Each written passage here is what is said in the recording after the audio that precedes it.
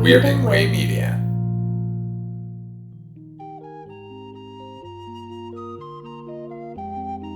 Right, Mr. Walters? You see that guy over there? Now, he's an actor. The guy on the phone, he's a prize fighter. Me, I'm a cab driver. I'm the only cab driver in this place.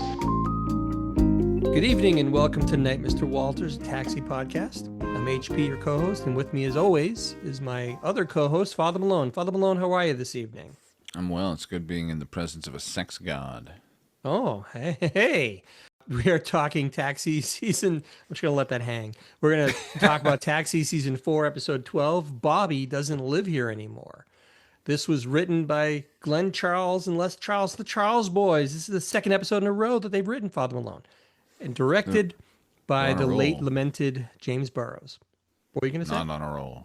Not on a roll. Reminder, we're doing these shows in broadcast order, not in order of filming. We start in the garage where a large, purposefully crooked sign is hung on the back of the garage. It reads, "Welcome back, Bobby." And it's hanging there, and it's sort of crooked and doesn't look very good. HP, before we go any further, give me the background. What happened here? What is going on production wise? The truth is, I don't honestly know, because in the Lovey's book, it's made out like Jeff Conaway was upset with the direction that it was going in, that he wasn't being given anything interesting to do. Like his lines could just be given out to other people and it wouldn't make a single lick of difference. I've also heard rumors, I have nothing to substantiate this, that perhaps Conaway's addictions were escalating. He had a very well documented addiction to painkillers and alcohol that really did him in later in life. So it's probably somewhere in the middle. I do know that he was interviewed for the Lovey's book, and he did say that this particular episode was a real hard one for him to do, just because there were a lot of mixed emotions for him coming out of this show. And I think maybe some of the other cast maybe wasn't happy with his decision to leave. Like maybe they thought he was abandoning the show.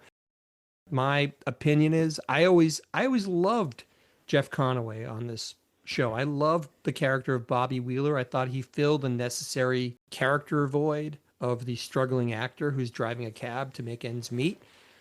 I take no pleasure in the fact that this is his last episode.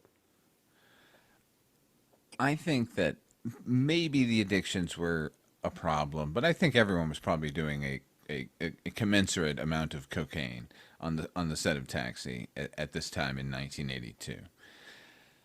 I think also what you said when you described him as being unsatisfied with the direction of his character and that you could give his lines to other characters and it wouldn't matter.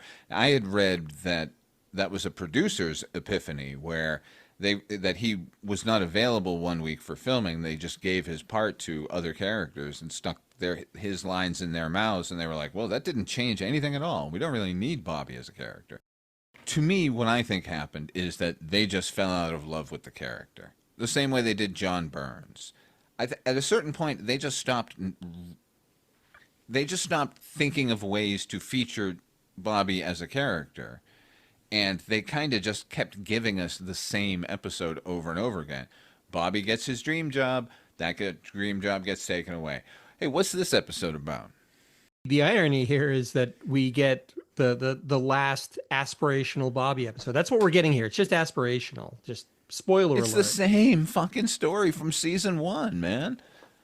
I can't discount the possibility that maybe there's a lot of this was driven on Conaway's part by ego. This is hard because I don't want to ever speak ill of the dead. And this is all hearsay and speculation. I don't know. None of us do. But there may have also, I could very easily see some ego there. I mean, here's a guy who had already recorded an album, who thought maybe his star should have been on the rise to a greater degree. He was on Broadway with Grease. He was in the movie, the smash hit movie with Travolta. So maybe from his perspective, it was just time to move on and head for greener pastures. We know now with hindsight that didn't happen. which is the real shame of it all. Well, it must have been tough for him looking at Travolta out there working with De Palma, and he's stuck with Louie De Palma. Danny DeVito is nobody's second choice. I mean, look, this was like such a smash comedy. I mean, this made them all stars. Yes, on TV. This is 1982, remember? And there was a television ghetto, and character actors could escape it. People like Danny DeVito and Christopher Lloyd, but lead actors from sitcoms, you weren't getting into movies. Don't even try it. Sit right back down, Henry Winkler. Nice try with your night shift. Those are modest successes. He didn't become the blockbuster Fonzie. The movie was a success. Did Henry Winkler become a movie star? No. 100% no. Michael Keaton did. Who didn't have the taint of TV, because every TV thing he did was an abject failure. That's true. He did a TV show, a sitcom with Jim Belushi, I think. Yeah, Working Stiffs. Working Stiffs, yep. Oh boy, is it terrible. Although you can't really say that Bosom Buddies was a failure, because in its time it was a pretty popular show, and it did make a star out of like Donna Dixon and Wendy Jo Sperber and Scolari. Who gave Tom Hanks the fucking the hand up into the feature Ron film? Howard. Ron Howard, of course, because he understood. Yeah. Although technically, would he did Bachelor Party before Splash? Yeah, but they were lucky to have him in that movie. It wasn't like a big star-making role in a feature film like Splash. That was like a romantic lead that made Tom Hanks a household name. That was the thing, the springboard that made Tom Hanks who he was, and that eventually led to Big, and then it was sky's the limit for Tom Hanks. Didn't happen for Peter Scolari in the same way, unfortunately. No, because he's not a leading man. He's a squirrely little guy. No offense to Peter Scolari. I guess the question becomes, do we think that Conaway had it in him to be a leading man in the right circumstance? No. Yeah, I don't think so either. I hate to say it because I love him to death, but probably not. No, he's a second banana at best. He's the best friend. He's the rogue friend. He's Kaneki. It's perfect casting. It's perfect. When he was the leather jacket wearing, shirt unbuttoned to his navel with big mane of hair, that to me is the vital Jeff Conaway. That is Bobby Wheeler. And they lost it. They lost the thread of the character, to your point, and that's kind of led us here, unfortunately. Right back to Aspiration Town. Lotka comes in. He's carrying what appears to be a large beach ball wrapped up in red tissue paper or some sort of wrapping paper. And we don't know this yet, Father Malone, but this is going to become a bit of a runner through the whole episode, and I derive no pleasure from this set of jokes. It pains me that Lotka is so painfully unfunny in this episode, except for one moment, which I'll discuss. But it's not a good harbinger of things when Lotka is falling flat. Yeah. The writing. Look, what is it I have in this? It's like a bicycle wrapped in wrapping paper. Like, what is this gift? You told That's what them. I have here. And Rieger plays along, and because the idea is that Bobby has been in California for the last 6 months. He's been working. He's been filming a TV pilot that the network is very high on. So Lotka explains to Elaine and Alex that this is going to be a gift for Bobby to take back with him when he goes back to California. And like you said, he challenges them to guess what it is, and Alex refuses to play along, and he's like, that's a beach ball.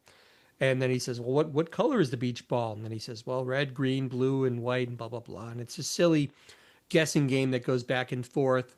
Cutesy poo nonsense here, man.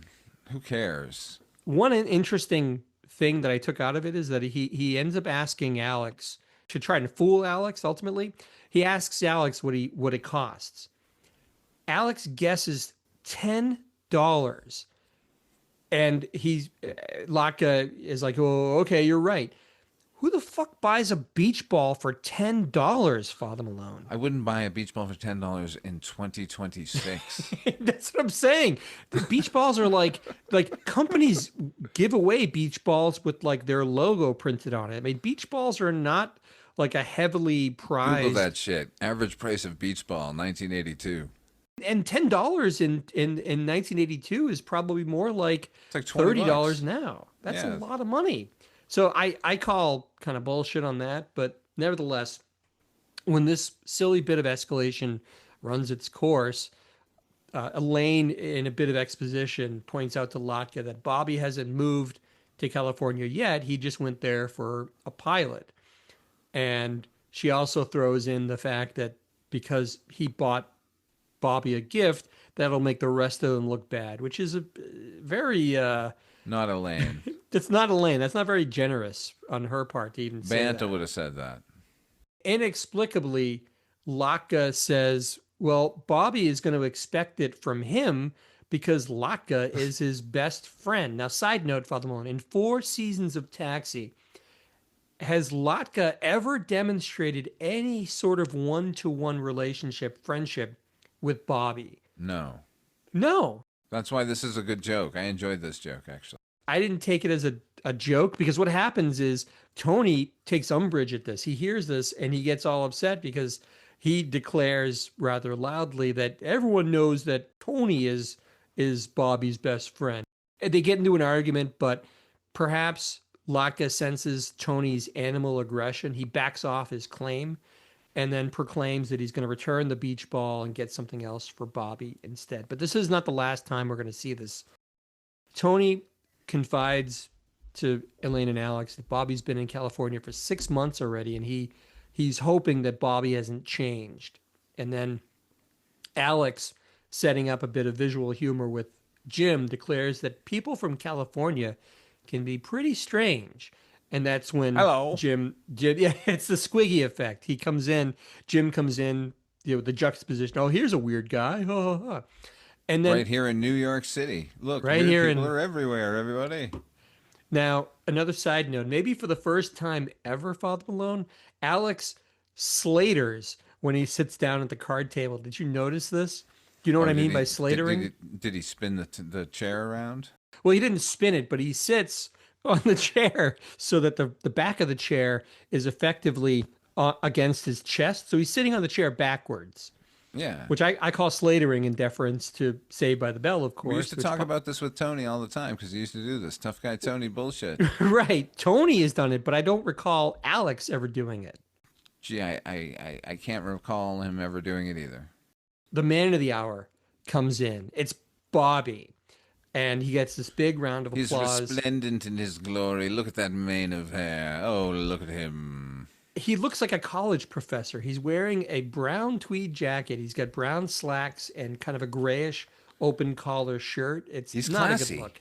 He's been to Hollywood, okay? It's too classy. We just got through saying our favorite iteration of Bobby is the Lothario in the leather jacket, and we don't They get should that have here. made him California Lothario here. Like, it should have been the California equivalent, the 82 California equivalent of what he was rocking in New York at the same time. He should be wearing leather pants and there should be a scarf involved here somewhere. Yeah, exactly. There's any number of ways they could have dressed him to indicate that he's been in A California. rock this star. They time. should have just dressed him like we're describing a rock star. I don't know. It was a missed opportunity. So, like I said, the crowd goes crazy when he comes in, and the rest of the cabbies run over and give him hugs and kisses. Tony takes him over to the old seat at the poker table, and Bobby regales them with tales of the West Coast and all of this You know, clamoring. the West and is the best, HB. the West. That's right. If you get there, they'll do the rest. Come on, baby, take a chance with us and meet me at the back. I'm not gonna. This is the Doors we're talking about here. It's funny how that never leaves your mind, though. What you liked in high school, the music and everything, Father Malone. Because I could rattle off the Doors lyrics all day if I had to. Go. No, I'm not going to do it. Damn it. Do you recall going to the Museum of Science for the laser show, the Doors laser show? Oh, man, of course. Mr. Mojo Rising. That's it's Jim right. Morrison. A lot of the letters. laser drawn, snakes moving across the planetarium. Lizards. Lots of lizards. The lizards, yeah. The Lizard yeah. King. It's good. Now I want to go back and listen to the Doors. We also, did you go with me to there was also like a general 60s one? No, I did not go. The only one I went to was the Doors one. Okay, I went to the 60s one and I was completely blasted out of my brain. And I just remember incense and peppermints being a transcendental experience. It's such a milquetoast song. That's like an Austin Powers type of song, right? That to like Incense and peppermints, that song. But like the lasers were like off the fucking hook, man. Yeah, I there was a lot of buildup for that laser show that I can't say that it really delivered for me as a high school kid with maybe high standards for that sort of show, but nevertheless, it was fun. We had a good time. Planetarium shows are better, obviously. Oh yeah. Yeah. I don't think they even do this anymore. I wonder what the equivalent is now. I guess you'd see a hologram show with, I don't know, Tupac or something. I don't know what the kids are doing these days. I can't get anybody to go to a planetarium with me. All right, do they still have Of planetariums? course, every city in America has a planetarium. Why You know am what? I You're not at right. planetariums? The family went to Washington a few years ago, and we went to some planetarium that was there, and it was very impressive because it was almost like the Omni Theater approach. Like it wasn't just the static, here's the constellations. It was like you Zooming move through the space. cosmos now. Yeah, to the degree that my son got really motion sick from the whole thing because your whole field of vision was covered by this animation. It was really kind of cool. To the I thought. planetarium. That's right. Everybody go support your local planetarium. No, seriously, is there anything more romantic than going to the planetarium? You know, like, I don't know. Maybe I'm crazy. Maybe I'm old-fashioned HP. Maybe I belong in the Sunshine Cab Company in 1982. I don't know, maybe go catch the submarine races up at Inspiration Point. That would be so cool. That's Ow, that actually hurt. They always talked about that on Happy Days. Yeah. The submarine races. Anyway, getting back to the garage here, the commotion of having Bobby around. Louie emerges from the bathroom. He has newspaper in hand, and he's complaining that he can't It hear was the himself. tool room in the last episode. Now it's a toilet again. Very weird. I think it's the same room that he peeped Yes. on Elaine, which no one seems to. They conveniently they never bring it up anymore. It's very Yeah, I'd very. be like, hey, Louie, what were you doing back there? Peeping on some fucking girls? You fucking pervert motherfucker. You fucking creep. Yeah, Bobby, did you know what Louie was up to since you've been gone all the last 6 months? Well, just buckle up because it's really sordid. Yeah, see, that's what they don't understand when they're doing these very special episodes, is that we remember as an audience, even if Yeah. every character suddenly has amnesia. It happened. It's not, they can't go back on it. It's part of the canon. Tony tells Louie that, hey, Bobby's back. And Bobby flashes the classic Bobby smile at Louie as Louie approaches. And Louie starts in on all the jokes about what a ham Bobby is and terrible actor. And he's assuming that Bobby is back to get his old job back. And the other cabbies mock Louie for Bobby's success, but Louie throws it back at them. Louie says he knows a little bit about the pilot industry because he saw an episode of Donahue. It's a runner with these Charles brothers. They're watching a lot of fucking Donahue, apparently, during the day. This is the second episode in a row where Donahue figures into the plot somehow. Do you think, like, in the writer's room, they stop what's happening at 2 p.m. so they can all watch Donahue? That's right. They want to watch Donahue out of, I think it was Chicago. So, I mean, it was huge. This is proof how big it was at the time. Louis says that, look, they make hundreds of pilots every year, but only a couple make it to series. Even though the other cabbies have faith in this pilot, Louis says this won't make it, chiefly because Bobby is in it, because Bobby is a loser. Everything he touches, according to Louis, is a failure. He's not wrong. At this point, can I just say Louis correct? And he will be proven correct through the course of this episode. Alex always jumps to Bobby's defense, and that's admirable. And he follows Louis to the cage, and he's cautioning Louis that, look, this time, Louis, you might be in for a big surprise. And that causes Louis to launch into, basically, it's a roast-style run of jokes at Bobby's expense. And for some reason, Jim is so amused by this sort of impromptu roast of Bobby. He's just laughing, and he's having a great old time. Yeah, the joke here is that he keeps getting the punchline after the next punchline comes. By the end, the fake laughter felt very fake, though. Rieger then offers to make a bet with Louis. He says if Bobby's show makes it, Louis has to congratulate Bobby in front of everyone. And then Alex corrals everyone to go to Mario's again, Where else are they going to go, right? What the hell is happening?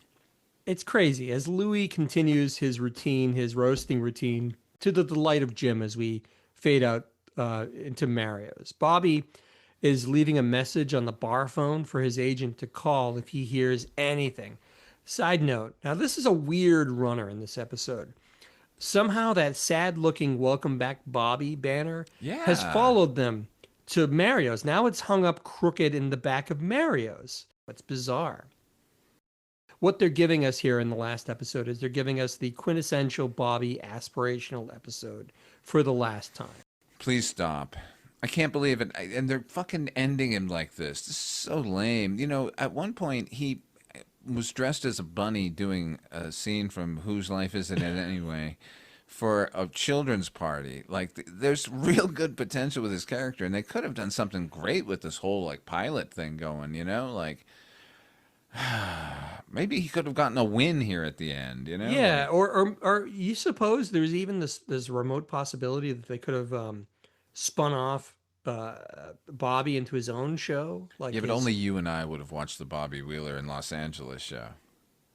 Oh man, but now that I think about it, it could have been great. Imagine them doing a fucking show set in LA at the time, set amongst like struggling actors. This team, like the Charles brothers and James Burrows and fucking and Jeff Conaway.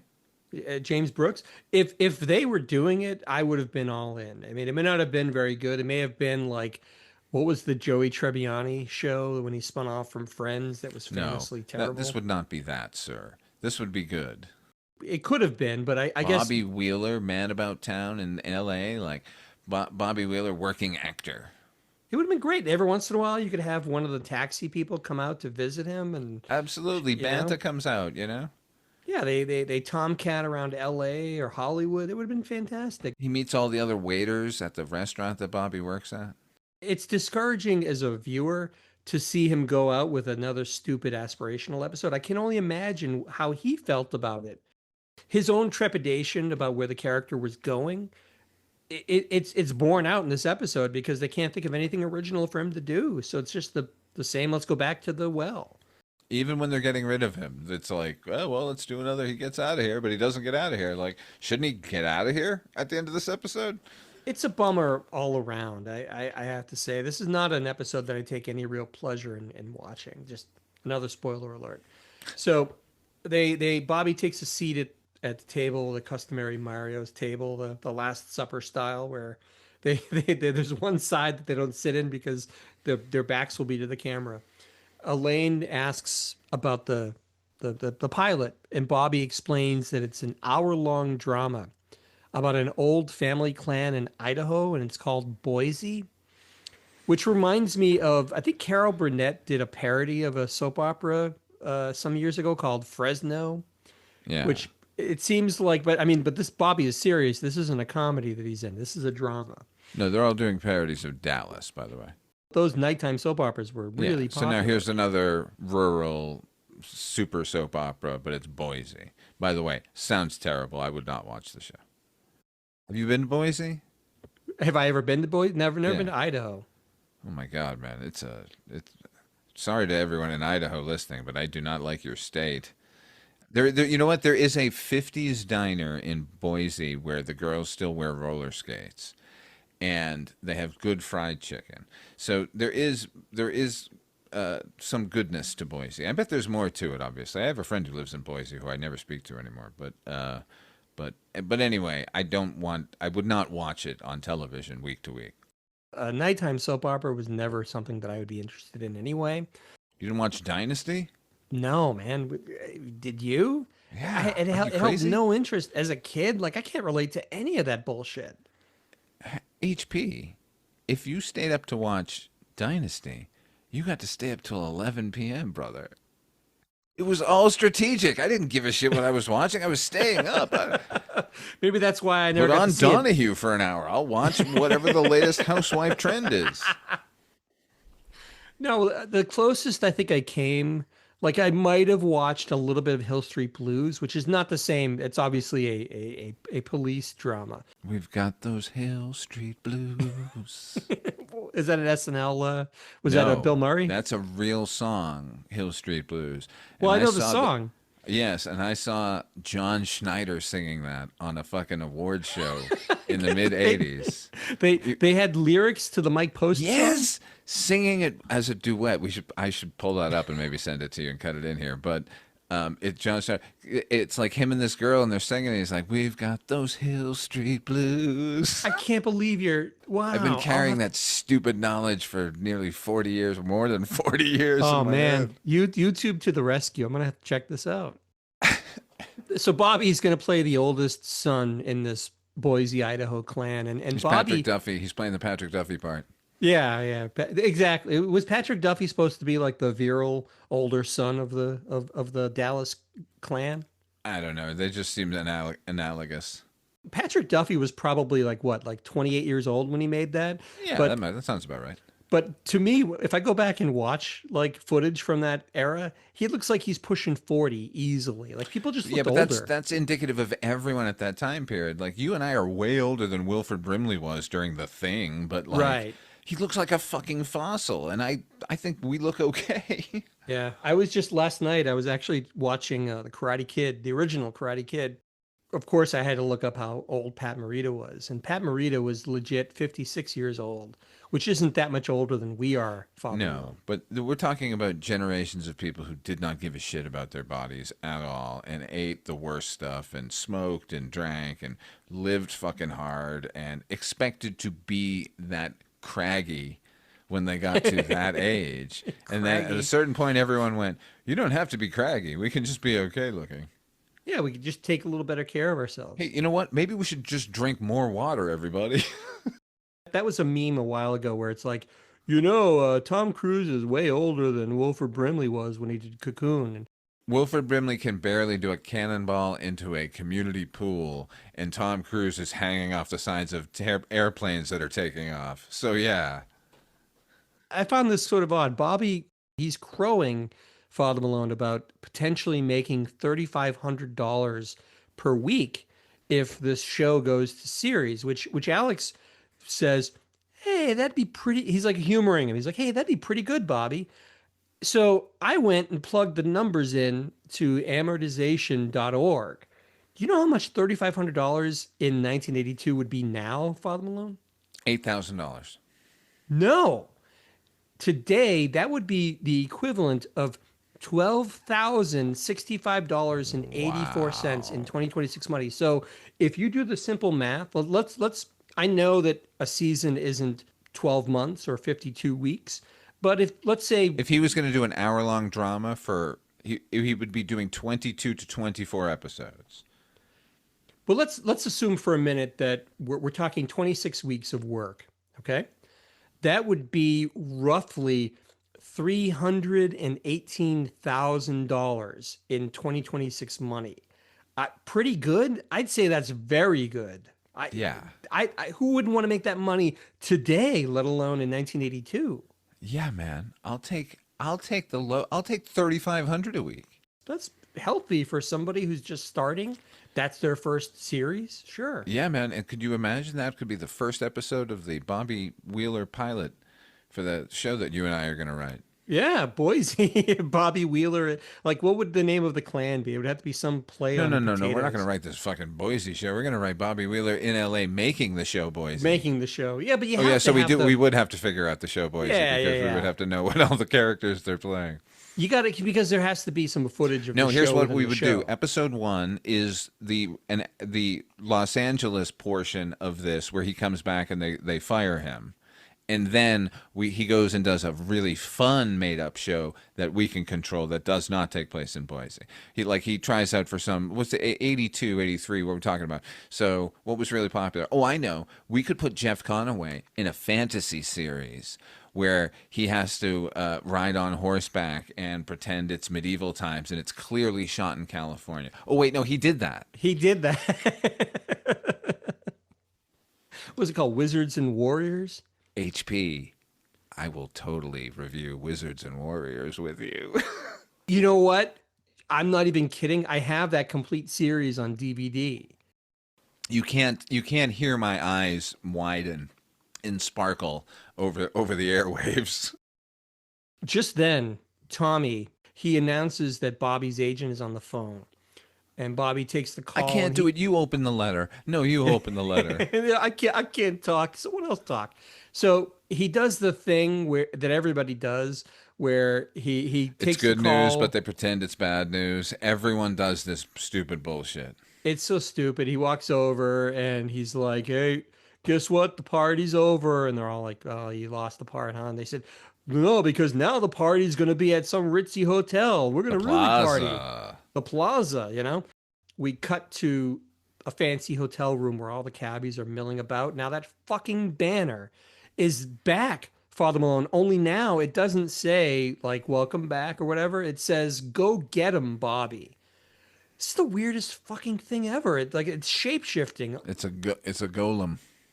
or maybe like it's double sided, and one side was condolences, Bobby, and the other side is "go get him" in case he wins or lose. I don't know. It's weird. I don't know. It's an inexplicable part of the episode that they have a homemade banner no matter where they go. I mean, I keep returning to the fact that this is an episode written by the Charles brothers, which normally have a very high rate of success to failure, and it's inexplicable. Feels like an how bad this is. assignment. It feels like they didn't generate this plot. I would have thought, given that this is literally Bobby's last episode, that this would be written with a little more panache or a little extra secret sauce to make it count.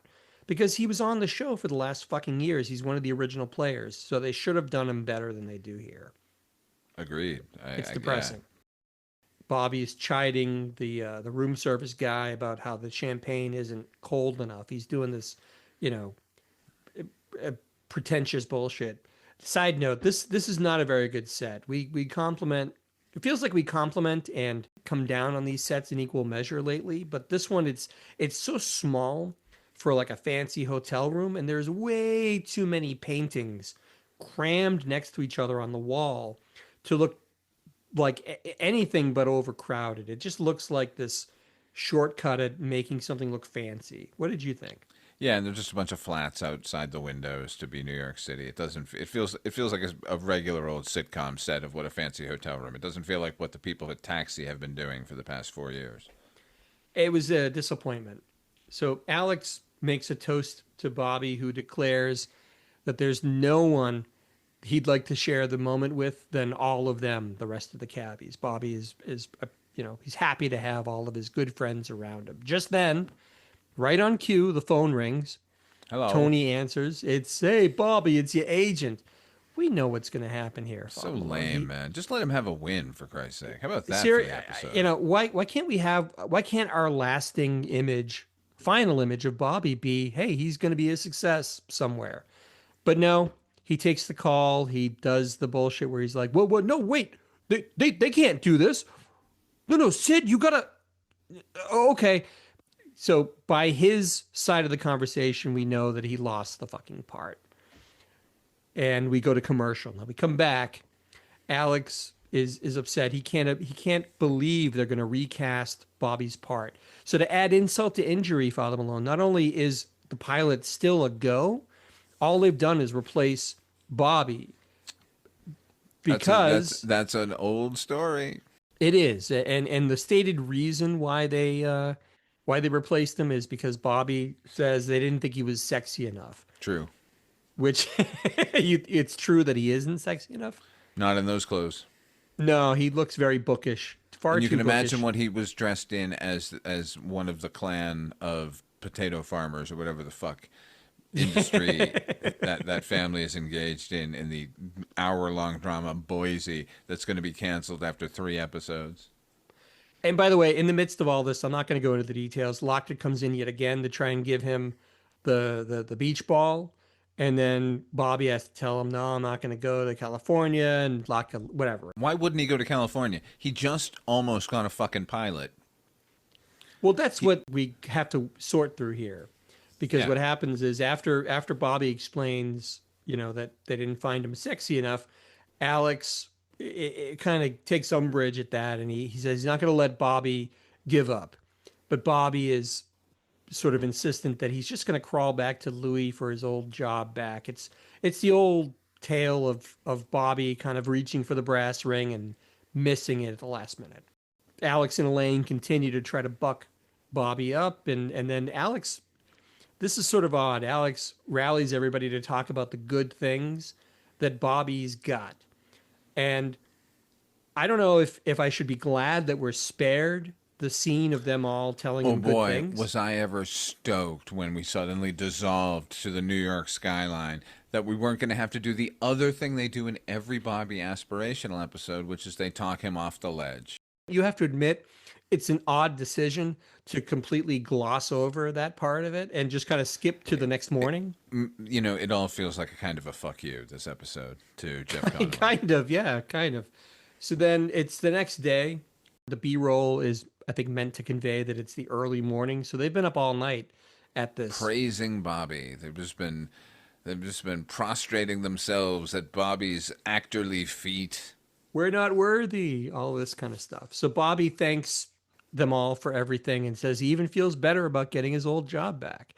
And Elaine and Tony they kind of agree with him, giving him this idea that, hey, it'd be like old times, you'll come back. We're going to, it'd be just like you never left. But then Bobby takes out a pistol and shoots himself. That's right. And that would save the fucking episode. You know what, guys? It maybe won't be so bad, but I'll tell you what, it's definitely not going to be so bad. Blam. Alex tells him that going back to the garage would be the worst thing that Bobby could do. And this, to your point, he says to Bobby, look, you need to seize the day. You were in California. You got a pilot. You need to go back out there and follow through and build on the success that you've already had there. Like, why were you going to come back here and give up? It doesn't make any sense. And then Bobby even throws in this Shakespearean speech as he's looking out the window that it just rankles me because I always hated when Bobby used to launch into these like flowery Why couldn't monologues. he do something by Clifford Odets?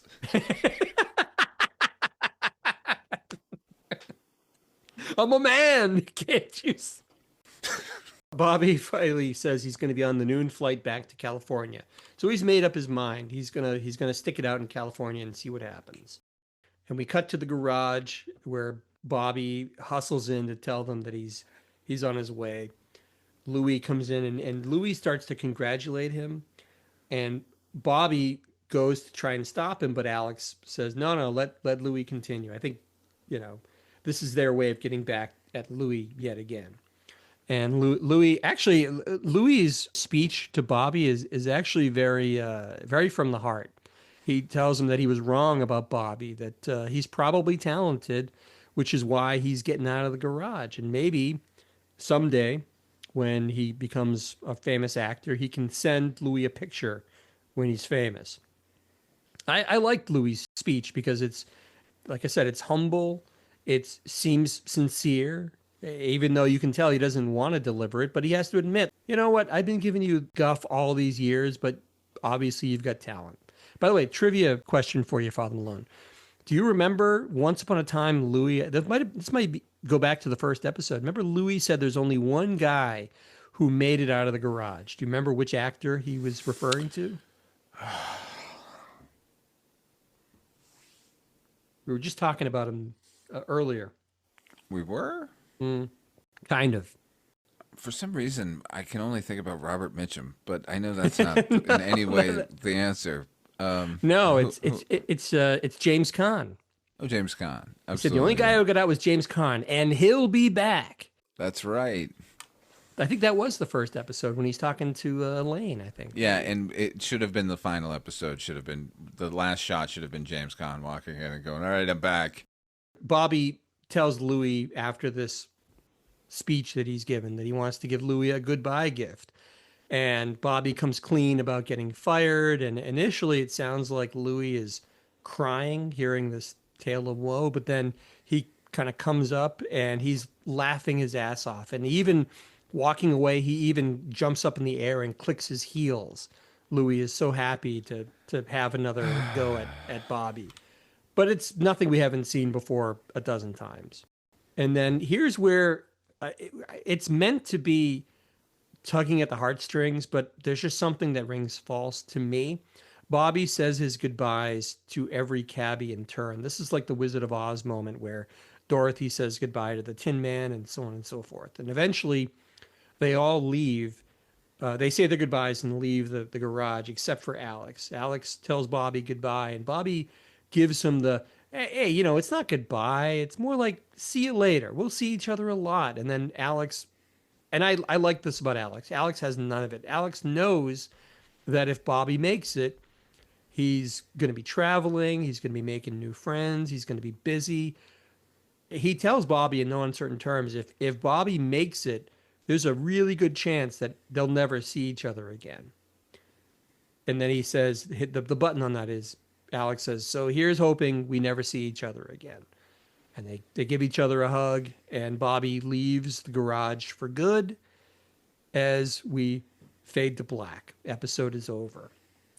So that's the episode. Now we're going to talk about yellow lights. What does a yellow light mean? Reminder, we grade every episode on a scale from 1 to 5 yellow lights. 1 is the worst Taxi episode, and 5 is the best Taxi episode. Father Malone, as is our custom, we're going to kick it to you first. What do you give Bobby Doesn't Live Here Anymore? I'm going to give it 2 yellow lights. One of those yellow lights is just for the presence of Jeff Conaway, because I've missed him. Lo, this 4th season we've been engaged in. I don't think it's very well written. I think it's another fucking aspirational episode. I would give it 1 if I could. If this had been a full season of Jeff Conaway as Bobby Wheeler, this would have gotten a 1. But because of its vaunted status as his finale, basically, with the series, it's a 2 yellow lighter. I agree with you 100%. I gave this 2 yellow lights as well. We've talked about this, but I've always felt sad that Conaway couldn't make it on this show, because I think for a time, I believe he was every bit as essential as any of the other cast members. Absolutely, they did some good stuff with him when he was like, remember when he had to be that old man on stage? And, the Charles Darwin one-man show. Yeah, like that stuff was good. Like all of his supporting stuff where he was just being a dick as a best friend. Like there was good stuff to be mined with this character. At a certain point, they just didn't give a shit anymore, and like that's not his fault. I think it's a confluence of events. Yeah, and you made the reference to John Burns earlier, and there might be some truth to the fact that maybe they just got sick of the character like they did with John Burns. They figured they're covering all the bases with the other characters. Why do they need Bobby anymore? So I think reducing this farewell to just another aspirational episode, it just rang completely hollow to me. And it's hard for me not to shake the knowledge of what would eventually become of Conaway's life and career. And that's a sad thing. It's a very sad epilogue. So 2 yellow lights from me, 2 yellow lights from Father Malone. That's going to do it. Father Malone, where can folks find you when you're not clocked into the garage? You can find me at Midnight Viewing. It's a show I do. You can all hear it all the time. If you want to hear all the special bonus episode stuff we do, go to patreon.com/Father Malone. You can hear all the shows that HP and I do. We do a show called Step Off about the White Rapper Show, which is hosted by MC Search from Third Base. We're 2 episodes in. We've got another one on the way. It's a fucking hoot. Go to patreon.com/Father Malone. You can listen to the first one for free. For myself, as Father Malone said, he does a lot of fests on his channel, and we are in the midst of Von Doom Fest, which is covering the MCU and related properties, books, comics, and all that sort of stuff. I also host the Noise Junkies Music Podcast, and I have a Bandcamp site for my musical nonsense. It's hpmusicplace.bandcamp.com. So thanks again for listening. Please feel free to subscribe to this podcast, write a review, or rate us. We'd love to hear from you. And along with that, our email address is hpmusicplace@gmail.com. Once again, thank you so much for listening, and we'll see you again next time.